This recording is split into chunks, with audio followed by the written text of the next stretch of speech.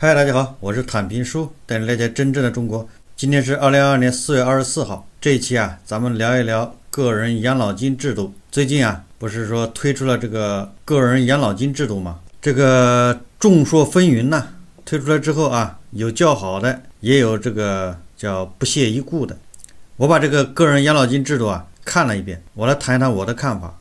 叫关于推动个人养老金发展的意见。他这个意见里面建议就是你参保的人每年不超过1万2，这是上限。然后等你退休之后呢，你就可以每月或者是按年去领取这个个人养老金账户里面的钱。有人说那这个在退休之前就挂掉了怎么办呢？那你这个养老金这个账户就可以由子女继承它不会变成国家的，这是一个。第二个，如果说有人说那我这中间出现了重大变故，比如说得了重病，或者是要出国，对吧？移民了等等，那你呢也可以申请把这个养老金提出来。其他的情况就不允许你中途取钱，你只能往里存每年存1万2最高，然后一直存到你退休开始取钱。这是第一个就是强制存款的意思。第二个呢，就是你个人养老金账户里面的钱它怎么就增值了呢？那你还得选择，它里面有你是储蓄呢，还是买这个股票对吧？就是权益类，还是买什么债券，对吧？债券就是风险低一点，收益低一点，实际上就是高风险高收益，低风险低收益有人现在宣传的说你每年1万2存上20年以后就可以拿到什么40万，大概这个意思吧。这个都是一个静态计算，就是说，而且它是假设你买的就是这种叫债券类的，然后呢，类似于你的平均收益率每年是4%，跟这个社保基金差不多。那么这么算的话，20年你每年交1万2，这样等到你退休的时候，你的账户里面那个钱就变成了36万。你本来存了24万是本金嘛，变成了36万，多了12万。这是静态计算的。如果你买的债券不巧投的是房地产恒大，那你的债券可能爆雷了，没钱了，那你这24万里面可能一大部分就没了。就是说这个个人养老金这个账户里的钱并不是保赚不赔的，你有可能赔钱，到了你退休的时候你存了24万，你退休的时候可能变成10万了所以说他这个个人养老金这个制度宣传的时候，他都是按最好的给你去宣传。如果说你交30年，那么你退休的时候你就有了什么50多万看上去还可以，实际上呢他都是按最好的给你算。你这么一听呢，你就发现个人养老金制度没什么意思嘛，这跟我自己去把钱存银行去存个死期有什么区别呢？我就每年往里存不就完了吗？我就不取，我还自由，对吧？我真要万一要取的话，我可以去银行取银行5年期的存款利息多少我没问过对吧？我就存5年或者存几年，滚动往下存呗，我自己还可控。但是这个个人养老金制度呢也有一个好处所谓的好处就是说税收优惠，就是你这部分钱呢不管是落在这个什么个税上面，还是落在什么其他的税收上面，你这一块是可以扣掉的，1年1万2给你感觉占了便宜这一块免税但是实际上很多人可能你享受不到这个免税，享受到免税的人呢也不在乎这1万2，你一年只有1万2免税能给你免多少免不了多少。你年薪100万，你说你会在乎把我这1万块钱刨出去少交点税？当然了，反正是能少不少因为你年薪100万的话，你可能那个累计税率可能是50%了，那你这1万2相当于免了6000块钱税，应该这么算吧。但是绝大部分人是享受不了这个免税的，因为他可能这个就落在这个免税区间里面因为咱们不是个税是5000每个月嘛以下不用交个税嘛。然后呢还有一些你比如说你什么孩子上学等等就个人所得税它可以给你减免给你退，所以很多人的工资根本就到不了这个免税的这个区间。咱们这个个税不是起征年5000吗？全国只有5000多万人达到了这个5000以上，就是5000多万人才有交个税的资格，剩下的人根本就不到交个税的资格。你连个税的资格都不到，那你说你在那个1000块钱你本身就不用交税的，所以谈不上免。反过来说，只对这5000万人有点作用。但是这5000万人里面，实际上也还有很多人是要本身就减免税的，比如说你家里有老人要赡养，有孩子，他都可以从里面扣的，7扣8扣的，实际上你可能就是7000以下都不用交税，那这人更少了。这就是说这么多意思，就是他所谓的个人养老金里面有免税的这种说法，只对那3000万的人有用。可见啊，对更多的人是可有可无的，就是听着觉得不错，实际上你根本就到不了那个份上，跟你没什么关系。那么个人养老金这个唯一的一个好处就是免税这块啊，其实呢就是看着好看，跟你没关系。那么这个我这么一说的话，那就是个人养老金这个制度啊，对大部分人来说啊，它就是个鸡肋。大家想想是不是这么个回事？反过来说，感觉国家呀，可能是韭菜太少了，韭菜不行了，韭菜钱没有了啊，拿这个个人养老金制度啊忽悠韭菜。你每年往里存点钱，你存了这个钱之后呢，你肯定要去投资啊，而且不让你取出来，你得买股票，买什么权益类投资，什么债券类的，总之是投资嘛。那你如果说有1亿人买，那么每年就有1.2万亿呀，这个数字不小啊。所以我算了算去，我怎么感觉好像是国家在算计这些韭菜呢？因为他没出什么好处啊，就是忽悠你来，搞个什么个人养老金账户，让你们往里面存钱吧，给你税收优惠。实际上呢，你也享受不了这税收优惠。但是国家呢，赚的是盆满钵满。那1亿人交的话，那就是1.2万亿。你这1.2万亿，你总得炒股票去吧，你总得买债券吧。现在股市行情不好啊，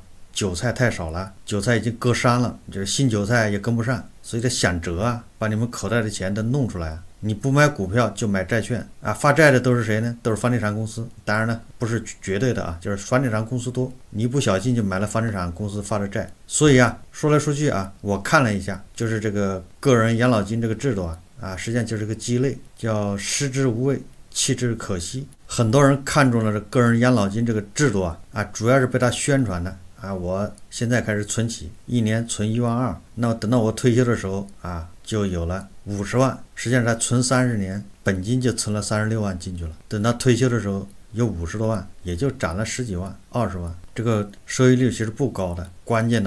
还有赔钱的风险，你可能36万变成18万了。所以说这个个人养老金制度它跟咱那个社保不一样，社保是强制的，每个人都要交。但是社保有什么问题呢？就是因为咱们国家社保是双轨，很多这个公务员呢交的少拿得多，这些企业职工或者是个体户是交得多拿得少。说白了，交呢都统一交到国家这个社保账户里面去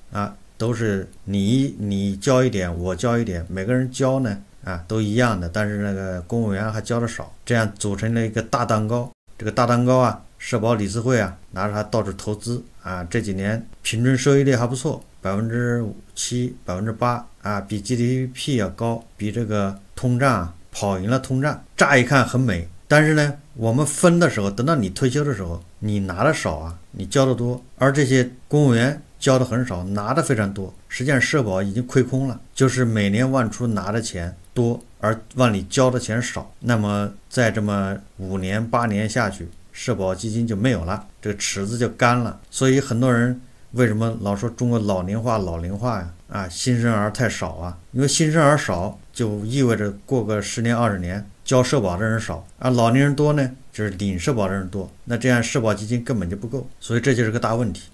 主要问题是社保基金的双轨，有一大部分人交的少领得多。那关于养老还有一个就是商业保险，各大保险公司推出来的各种这种养老保险还有一些什么企业年金什么的，或者有的企业效益好，对吧？为职工交的一些其他类型的一些社保，但是这个受众都比较小惠及的人也少。总之目前为止，这个咱们国家这个社保或者养老制度还是有很多问题。我个人觉得养老可能还得靠自己，指望谁也指望不上，指望国家的那个养老金你是指望不上的，到时候能不能给你发都是个问题，或者能发多少也是个问题。刚才说了，这个个人养老金说不定你要赔钱，商业保险呢可以买，但是有的时候你也对吧，怕它暴雷保险公司也不是那种就是抗风险能力很强的，万一啊，发生这个金融危机啊，这保险公司也是会倒下的。再说了，保险公司实际上跟社保是一样的嘛，它某种程度上也是跟人有关系。你现在交保险的人多，买保险的人多啊，现在领保险的人少，所以它这有盈余。等到老龄化一来，哎，这个买保险的人少了，但是领保险的人多了，它一样的也会扛不住啊，池子也会干呐，它也会爆雷啊。所以我算了一下啊，这3种，除了企业年金这块，因为是企业帮你交的啊，尤其是给一些高管呢，少数人把你交的多一点，这个可能有一部分保障。其他的啊，什么社保基金啊，这个商业保险呢，个人养老金，这都不靠谱。所以说来说去啊，这个个人养老金，除非它后面会出来更细的细则啊，更优惠的方案。如果仅目前宣传的这些，这个人养老金肯定是既不叫好又不叫座，得不到人认可。最终可能只有我说的啊，那个3000万里面的啊1000万人会买，那1000万人买他觉得合适啊，一年能省个1000块钱，他那个税收啊正好卡在那个档上，哎，那他算一算，不如买了之后呢，那我就选择储蓄嘛，收益低一点，但是安全嘛，对吧？所以我觉得就可能只有那个1000万人会买，那就是相对应的就是一年会有1000个亿，这也是为了解决市场那个缺钱呢。那最近股市跌得很厉害啊，公募基金、私募基金都是在赎回啊，别人都不买基金了啊，我要赎回了，不玩了。你越赎回基金，那个基金的净值越跌啊，股市也越跌，因为基金它也从股市把它套现出来啊，给大家赎回啊，导致股市呢也会暴跌，形成一个恶性循环。所以这个股市到现在走不好，然后新韭菜呢又不愿意进场，没有韭菜割了，搞个什么个人养老金。有人算过了啊，这个个人养老金对于中产人群吸引力较大，就是大概月收入在1万到5万8之间，这个人群啊比较受欢迎啊，有望成为缴费的主力啊，就是我刚才说的这个人啊，人群不超过1000万，因为咱们国家这个月收入5000以上的一共才5000多万呢，你1万到5万8的绝对不会超过1000万，那这1000万里面不可能人人都买，因为这个个人养老金它并不是保赚不赔的，说白了就是个理财产品。所以就目前啊，这个它出台的这个个人养老金相关的这个规定来说，名义上是为了这个个人啊更多的这个养老的一个来源，但实际上呢，我想更多的是国家呀盯着你的口袋啊，想从你的口袋里面掏点钱出去，对个人来说绝对是个鸡肋啊。以上是我个人的一些见解，供大家参考。好，这期节目就做到这里，感谢大家收看。如果喜欢我的节目，欢迎订阅转发，也可以在下方留言评论，谢谢大家。